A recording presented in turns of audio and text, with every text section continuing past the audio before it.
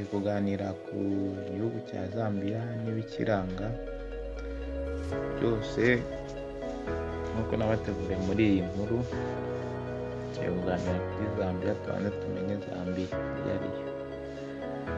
Zambia ni igihugu kiri muri Afurika y'Amajyepfo, gihana imbibi n'ibihugu harimo Repubulika Iharanira Demokarasi ya Kongo, Tanzania, Malawi, Mozambique, Zimbabwe, Botswana na Namibia. Umujyi wayo ni Lusaka. Abaturage batuye igihugu cya Zambia bamaze kugera kuri miliyoni 19. Indimi zikoreshwa mu mujyi wa Lusaka harimo Bemba, Nyanja, Tonga n'izindi ndimi zigiye zitandukanye. Ifaranga bakoresha Zambian kwacha. Ubukungu bwabo bushingiye ku buhinzi, harimo n'ibijyanye na zahabu na kopa, n'ibijyanye n'ubukerarugendo n'ibijyanye n'inganda. Ku bijyanye n'ikirere cyaho rero, ikirere cyaho kirangwa n'izuba ryinshi cyane rikomeye cyane. Uvuga mu mico yabo harimo uko bakunda imbyino za gakondo cyane, kuzibyina, bakunda n'ibi bijyanye na art, kandi kikaba gifite amoko arenga 70.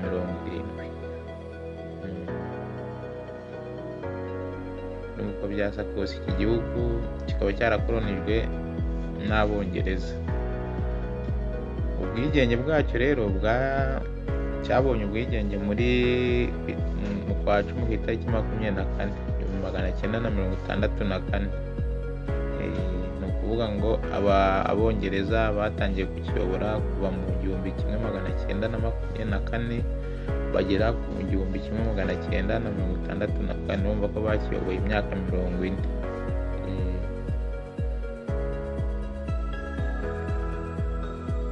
So mu bijyanye na Zambia rero, ni igihugu cyagiye gitegekwa n'abaperezida batandukanye, kuko ubu ngubu tuvugana kimaze kugira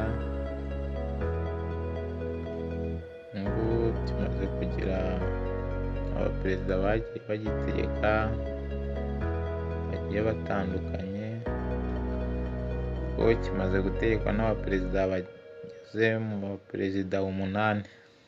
Muri abo 8 rero, agashya mutari muzimo nuko kigeze gutegekwa n'umuzungu. Rwose. Nka perezida wa mbere wagitegetse yitwa Kennedy Kaunda. Yanitiriwe n'ikibuga cy'indege cya Zambia, ariyo Kennedy Kaunda International Airport. Ko yayoboye mu 1964 kugera 1991. Niwe wabaye perezida wa mbere wa Zambia, kuko yakiyoboye imyaka 27. Niyo yakiyoboye agikuye mu bukoloni bw'Abongereza. Uwa kabiri rero yitwa Frederick Chiluba, wakiyoboye muri 91 kugera muri umwaka w'ibihumbi 2002. Niyo perezida kabiri wakiyoboye imyaka 10. Hakaza uwa gatatu witwa Levi Mwanawasa, wakiyoboye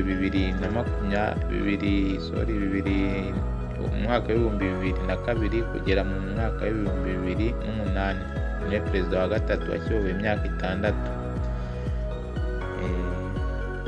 Nyuma yaho ku mwanya wa 4 hajeho Rupiah Banda, wakiyoboye 2008-2011. Ariwe perezida wa 4 wakiyoboye imyaka 3. Nyuma ya Rupiah Banda haje Michael Sata, wakiyoboye 2011 kugera 2014. Nawe yakiyoboye imyaka 3. Nyuma rero nibwo hajeho umuperezida wa mbere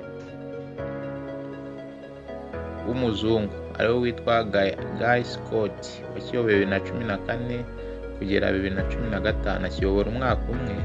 Amaze kuyobora umwaka umwe nibwo yakiyoboye nyuma y'umwaka umwe, nyuma y'urupfu rwa Sata. Ubwo Sata yari amaze gutabaruka nibwo yakiyobora umwaka umwe. Nyuma yaho nibwo hajeho perezida witwa Edgar Lungu akiyoboye 2015 kugera 2021. Yariwe perezida wa gatandatu akiyobora imyaka 6. Nyuma y'iyo myaka 6 nibwo habaye amatora, aho bari batanye na perezida wa munani wariho Hakainde Hichilema ukiyoboye kuva 2021, n'ubu akaba akiyoboye, niwe perezida wa 7. Nuko nguko rero igihugu cya Zambia gifite cyagiye kiyoborwa n'abantu bagiye batandukanye. Tuvuze ku bukungu bwacyo, tuvuga uko mbese ushaka kukigeramo uko bimeze. Zambia rero ni igihugu mu by'ukuri gifite ibintu bijyanye na bizinesi, kikagira inganda nyinshi ziri muri iki gihugu, cyane cyane iyo ugeze mu mujyi wa Lusaka, hari ibice na bimwe biba byarahariwe nk'inganda. Iyo ugeze nk'ahantu bita Garden House, ukagenda ukareba za Makeni, ukagenda ahantu henshi hatandukanye. Kandi igihugu cyubakitse, gifite imihanda myiza, gifite ibikorwa remezo bifatika pe. Iyo utembere ukagera nk'aho bita mu Mandahiro, ni ahantu heza cyane rwose ubona hashimishije.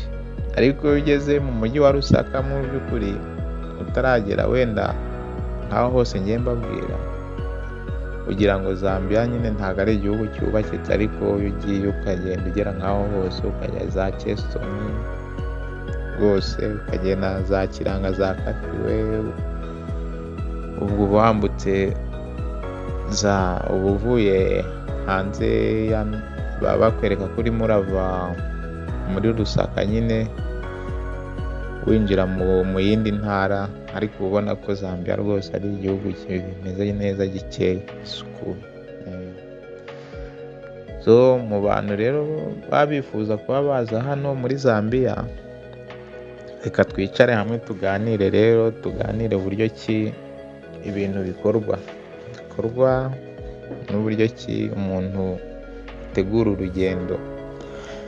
Mu by'ukuri ufite pasiporo yawe ukagira na tike yawe, nta byakubuza kutaza ngo ugere muri Zambia.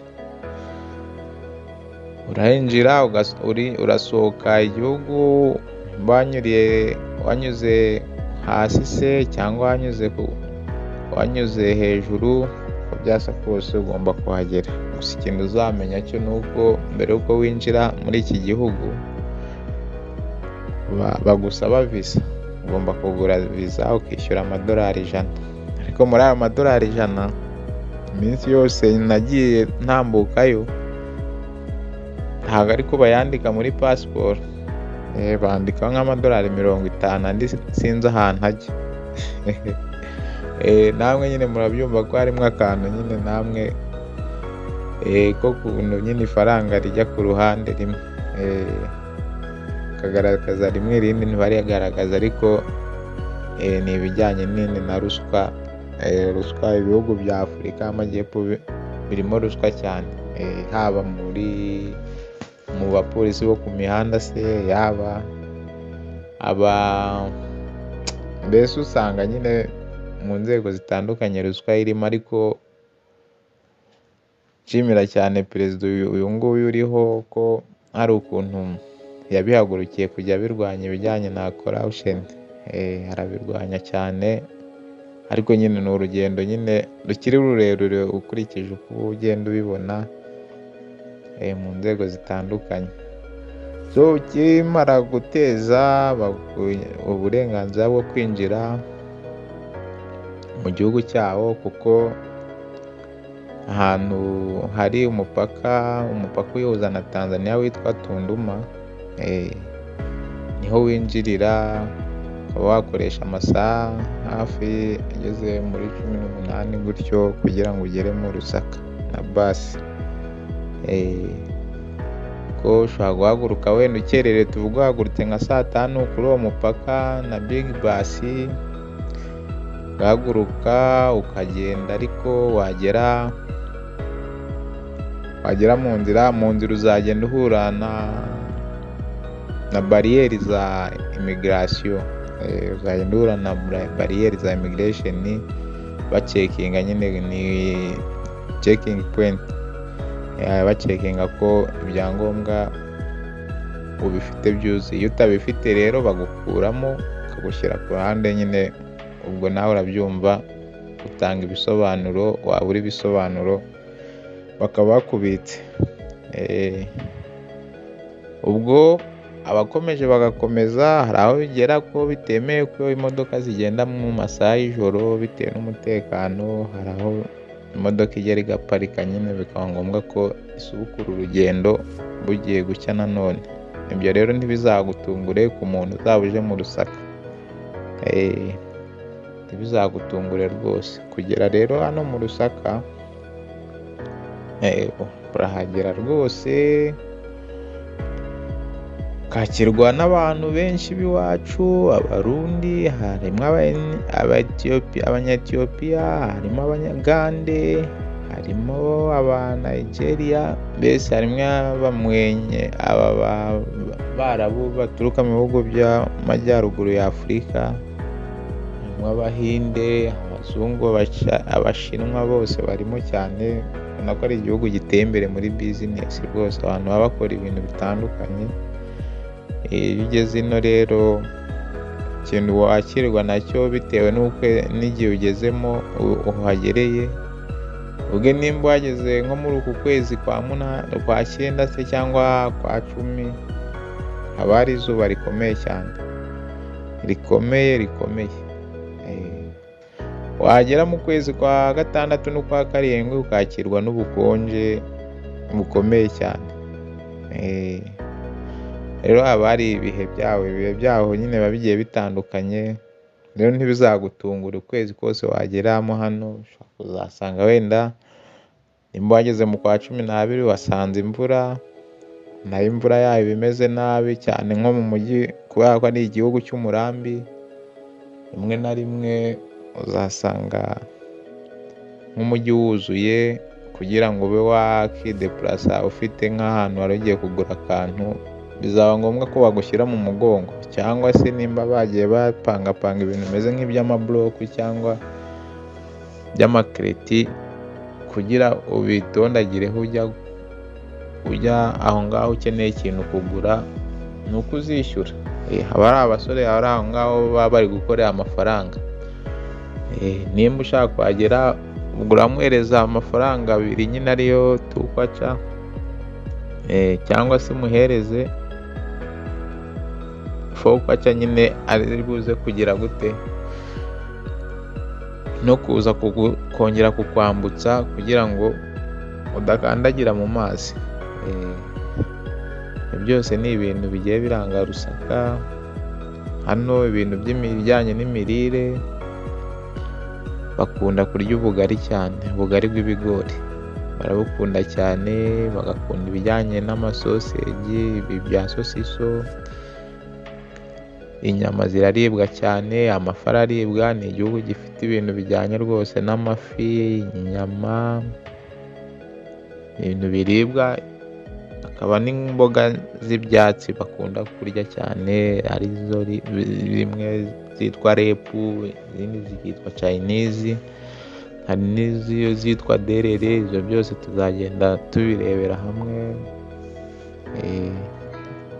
Gusa ntuzatungurwe nuko ubonye ko uramutse utembereye nko mu isoko ukabona hari umuntu uri kuguhamagara ati hano hari, ukabona hari umuntu uri kukubwira ati karibu kiriya, rwose hano dufite imbeba nziza.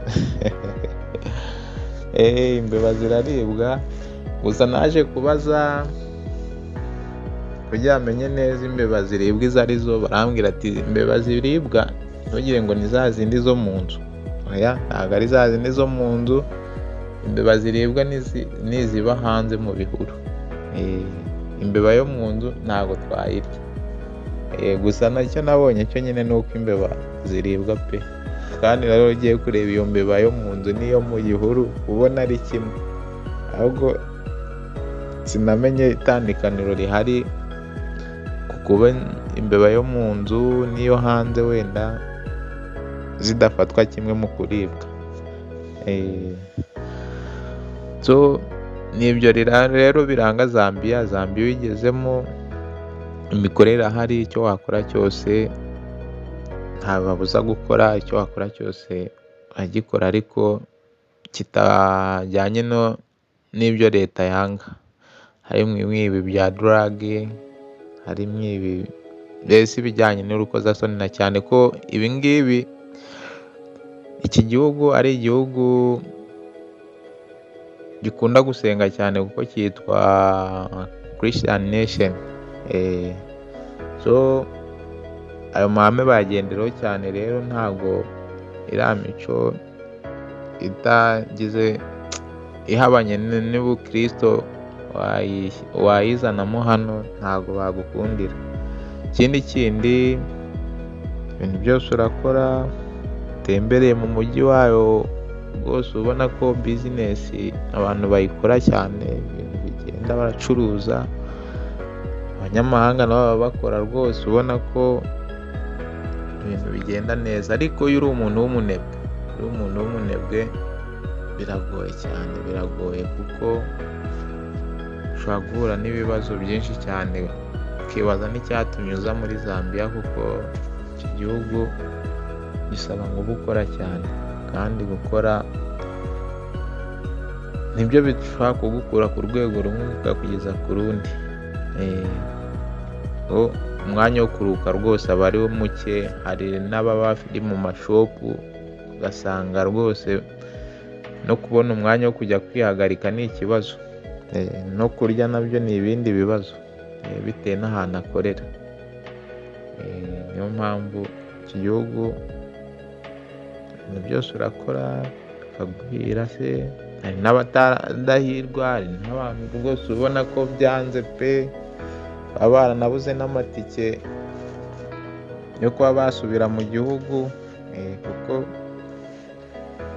amahirwe y'abantu aba agiye atandukanye. Gusa nanone hari ababigiramo uburangare, ugasanga bitewe n'uko iki gihugu ari igihugu kirimo mbese kigira ambiance cyane, ibintu byo kwishimisha barabikunda cyane. Ni abantu bibereyeho nk'ubuzima bw'abazungu. Rero nawe ugiye kugendera muri uwo mudu ukibagirwa icyakuzanye ko ari ugushaka amafaranga ugakora bizinesi, amakoca araboneka pe, nawe ubwo ngubwo wisanga wandavuye mu bihugu by'iki by'amahanga. Ifaranga ryaho riva ku gice cya rumwe ukazamuka ukava kuri rumwe ku gice cya rumwe ukajya kuri rumwe. Mbese bafite ibiceri bibiri, igice cya rumwe n'igiceri cya wani kwaca. Noneho ku note bakagera ku note iva ku mafaranga abiri, hakaza n'inote y'amafaranga 5, hakaza n'iy'icumi, hakaza n'iya 20, hakaza n'iya 50. Inote nkuru yaho ni y'amafaranga 100. So 100 mbere nuko ibintu byagiye bihinduka. Mbere 100 yo warebaga nko kuri currency, asanga 100 ari 10,000 by'iwacu, ariko ubu ngubu sinzi ko n'ibihumbi 5 bigezemo. Murumva ko ifaranga rya hano ryaraguye cyane, ryaraguye. Ubwo rero kuri aba bantu rero bajya muri ambiance ugasanga bibagiwe icyabazanye, birabagora cyane,